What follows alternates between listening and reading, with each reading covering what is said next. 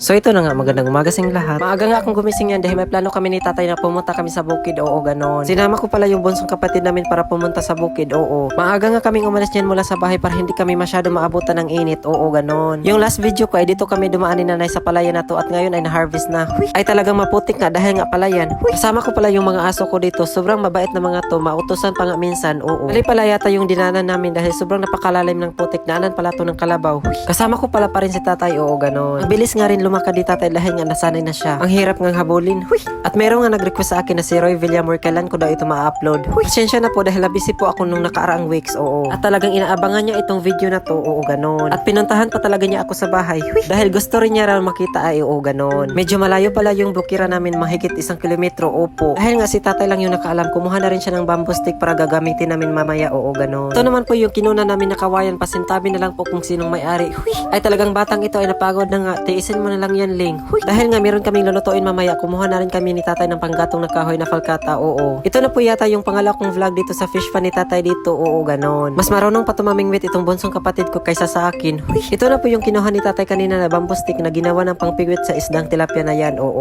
Buti na lang merong kumain sa paing ko na yan. Huy! Ngayon ko lang nasubok ang pagpingwit sa isdang tilapia ni tatay dito, ay ang dali naman pala, oo. Noong una nga ay naawa ako nito dahil nga sa gawang alaga ni tatay ito, oo. Ay sabi nga ni tatay ganun talaga. Mag-alaga siya ng isdang tilapia para merong pang ulam, oo ganon. Si tatay na siguro yung may pinakamaraming kuha, oo.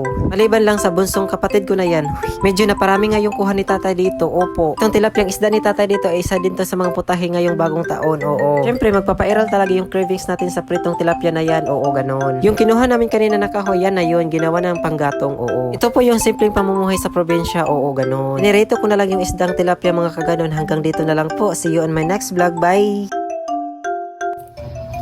So ito na nga, magandang umaga sa inyong lahat. Meron pong nagpapa-shoutout sa atin itong si Rusa Kaduyak. Naging client daw ako sa kanilang barbershop. Oo, ganon. Hi pa sa inyong madam. Solid followers natin at viewers na rin. Oo, ganon. Hanggang dito na lang po.